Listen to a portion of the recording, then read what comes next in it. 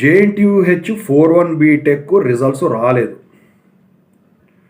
ఇంకా దీంతో పాటు 1-1-1-2, 2-1-2-2, 3-1-3-2, 4-1 ఇంకా అవ్వలేదు కాబట్టి 4-1 బీ ఫార్మసీ, వీటి ఆర్సీఆర్వి రిజల్ట్స్ గురించి స్టూడెంట్స్ అడుగుతూ ఉన్నారు. పేపర్ వాల్యుయేషన్ మళ్ళీ స్టార్ట్ అయింది ఆర్సీఆర్విది, ఒకవేళ స్టార్ట్ అయితే ఏ మోడ్లో జరుగుతుంది? సో వాటి గురించి ఇప్పుడు ఈ జేఎన్టీహెచ్ 4-1 బీటెక్ రిజల్ట్స్ గురించి ఖచ్చితంగా అయితే ఇప్పుడు చెప్తానండి. ముందుగా అయితే ఇంతవరకు ఈ ఛానల్ సబ్స్క్రైబ్ చేసుకొని వాళ్ళు ఎవరైనా ఉన్నట్టయితే ఖచ్చితంగా అయితే సబ్స్క్రైబ్ చేసుకోండి. ఈ వీడియోని అయితే లైక్ చేసి షేర్ చేయండి. మీకు ఏమైనా డౌట్స్ ఉంటే Call-Me4 యాప్ ఐడీస్ వచ్చేసరికి తెలుగు ఇంజనీరింగ్ ఎడ్యుకేషన్ టెలిగ్రామ్ ఛానల్లో షేర్ చేశాను. ఆ గ్రూప్లో జాయిన్ అయ్యి ఖచ్చితంగా అయితే కాల్ చేయండి. దీంతోపాటు Telugu engineering education YouTube channel, JNTU university updates channel, software course work support channel కూడా సబ్స్క్రైబ్ చేసుకొని మీకు ఉపయోగపడతాయి. ఇక ముందుగా మనం జేఎన్టీహెచ్ 4-1 బీటెక్ రిజల్ట్స్ గురించి మాట్లాడుకుందాం. JNTUH 4-1 BTech paper valuation complete అయిపోయింది. ఇది నేను ఎప్పుడో చెప్పేసాను. మార్క్స్ ఎంట్రీ కూడా కంప్లీట్ అయిపోయింది.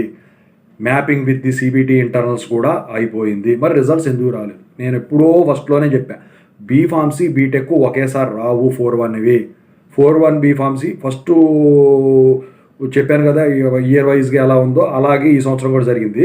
సో 4-1 బీ ఫార్మసీ వచ్చింది కదా, మ్యాక్సిమం 10 days పడుతుంది బీటెక్ రిజల్ట్స్ రావడానికి. ఒకటి వచ్చిన తర్వాత అని చెప్పాను. బీ ఫార్మసీ రిజల్ట్స్ రిలీజ్ అయ్యి వారం పైన అవుతుంది. అయితే ఈ 28th కానీ ఈ 31st లోపు కానీ మీకు ఈ 4-1 బీటెక్ రిజల్ట్స్ అయితే డిక్లేర్ అవుతాయి. మరి RCRV date 26th B pharmacy, ఈ లోపు అది కూడా అయిపోతుంది. ఇక దానికి దీనికి సంబంధం అయితే ఉండదండి. ఎందుకంటే 4-1 బీ ఫార్మసీ పేపర్ వాల్యుయేషన్ లిబరల్గా ఉంటుందండి. 4-1 బీటెక్ కూడా లిబరల్గా ఉంటుంది. కాకపోతే ఎప్పుడో ఒకసారి టఫ్ అవుతుంది, అది పేపర్లో బుక్లెట్లో సరిగ్గా రాయనప్పుడు. మీకైతే నేను చెప్తున్నా కదా, 4-1 బీటెక్లో ఎక్కువ పాయింట్లే వస్తాయి. ఆన్లైన్లో కూడా బాగానే జరుగుతుంది, ఆఫ్లైన్లో కూడా బాగానే జరుగుతుంది. 4-1 బీటెక్కే అసలు అన్నిటికంటే బాగా ఈజీ జరిగేది. లాస్ట్ ఇయర్ ఒకటే సరిగ్గా జరగలేదు. అయితే ఈ 4-1 బీటెక్ రిజల్ట్స్ అయితే very soon you are going to get. So ఇక పెద్దగా దాని గురించి నేను చెప్పదలచాల. ఇక ఆర్సీఆర్వి రిజల్ట్స్ గురించి మాట్లాడుకుంటే ముందుగా 2-1, 2-2 బీటెక్ ఆర్సీఆర్వి రిజల్ట్స్ అనేవి డిక్లేర్ అవుతాయి. మరి ఆర్సీఆర్వి పేపర్ వాల్యుయేషన్ ఎలా జరుగుతుంది? ఆఫ్లైన్లోనా ఆన్లైన్లోనా అంటే ఆర్సీఆర్వి వచ్చేసరికి ఆన్లైన్లో జరుగుతూ ఉంది. మరి సివి అంటే సివి వచ్చేసరికి ఆర్వి అవ్వకుండా రాదండి. ఆర్వీలో 15% చేంజ్ కనుక లేకపోతే నెక్స్ట్ మీరు ఛాలెంజ్ వాల్యుయేషన్ పెట్టుకోవడానికి ఉంటుంది. అయితే ఆర్సీఆర్వి వచ్చేసరికి ఆర్సీ మాత్రం యూనివర్సిటీలో జరుగుతుందండి. ఆర్వీ వచ్చేసరికి ఆన్లైన్లో మీ ఫ్యాకల్టీయే చేస్తూ ఉన్నారు. సో ఫస్ట్ సారి వాల్యుయేట్ చేసిన వాళ్ళు రెండోసారి చేయరు. అయితే ఈ ఆన్లైన్లో వచ్చేసరికి ఆర్వీ చేంజ్ కూడా 15% అనేది కంపల్సరీగా ఉండాలి. అయితే ఈ 2-1, 2-2 బీటెక్ ఆర్సీఆర్వి రిజల్ట్స్ వచ్చేసరికి ఏప్రిల్ 1st వీక్లో రిలీజ్ అవుతాయి. దాని తర్వాత మనం మాట్లాడుకుంటే 1-1-1-2 BTech. So 1-1-1-2 BTech paper valuation కూడా ఆన్లైన్లో అయితే స్టార్ట్ అయిపోయిందండి. బేసిక్స్ వాళ్ళు చేస్తూ ఉన్నారు. ఆర్సీ వచ్చేసరికి యూనివర్సిటీలో జరుగుతూ ఉంది. దానికి కూడా ఛాలెంజ్ వాల్యుయేషన్కి వెళ్ళాలంటే మీరు కంపల్సరీగా ఆర్వీ అనేది దాటాలి. ఆర్వీలో 15% చేంజ్ కనుక రాకపోతే మీరు సీవీకి వెళ్ళాల్సిందే 10,000 కట్టి. మీకు ఫోటో కాపీ బుక్లెట్ కూడా ఇస్తారు. దాన్ని పట్టుకొని యూనివర్సిటీకి పోతే అప్పుడు మీకు ఒక ప్రొఫెసర్ని అవాయిడ్ చేస్తారు. దాని ప్రకారం జరుగుతుంది. అయితే ఈ 1-1-1-2 బీటెక్ ఆర్సీఆర్వి వచ్చేసరికి నాకు తెలిసి ఏప్రిల్ 2nd వీక్లో డిక్లేర్ అవుతాయి.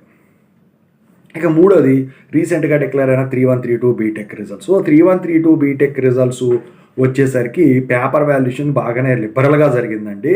సో 1-1-1-2, 2-1-2-2తో కంపేర్ చేస్తే 3-1-3-2 బీటెక్లో ఆర్సీఆర్వి వాళ్ళు చాలా తక్కువ ఉన్నారు. ఈ మూడిట్లో కూడా ఆర్సీ వాళ్ళ కన్నా కూడా ఆర్వి వాళ్ళు ఎక్కువ ఉన్నారు. అయితే థర్డ్ ఇయర్ది ఫస్ట్ ఇయర్ సెకండ్ ఇయర్ దాకా ఆర్వి వాళ్ళు చాలా తక్కువ ఉన్నారు. సో ఇది కూడా స్పీడ్గానే కంప్లీట్ అయిపోతుంది.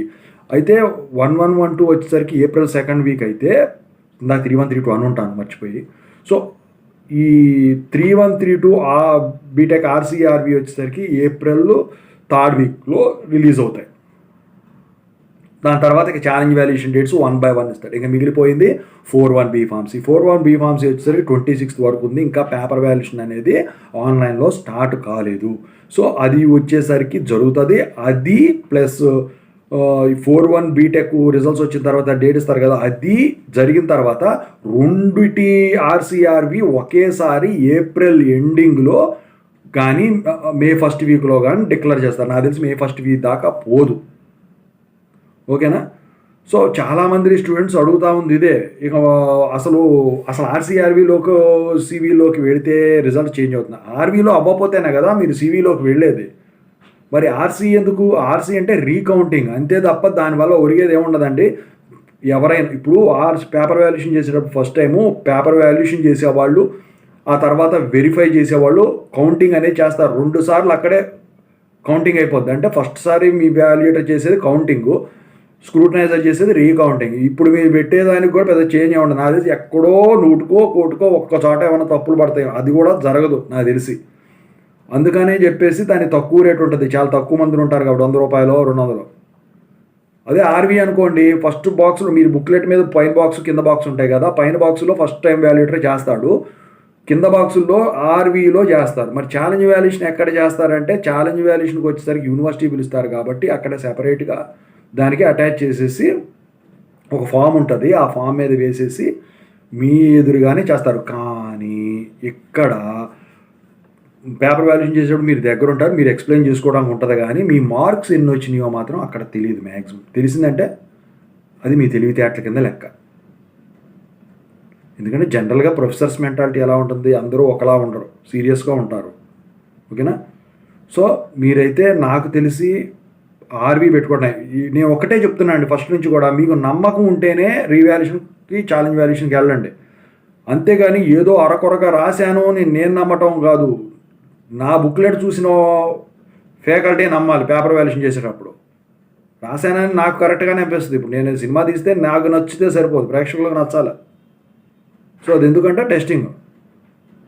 ఓకేనా? అలాగే మీరు ఒక్కసారి పెట్టుకునే ముందు ఎప్పుడు కూడా క్వశ్చన్ పేపర్ పారేయొద్దండి ఎగ్జామ్ది.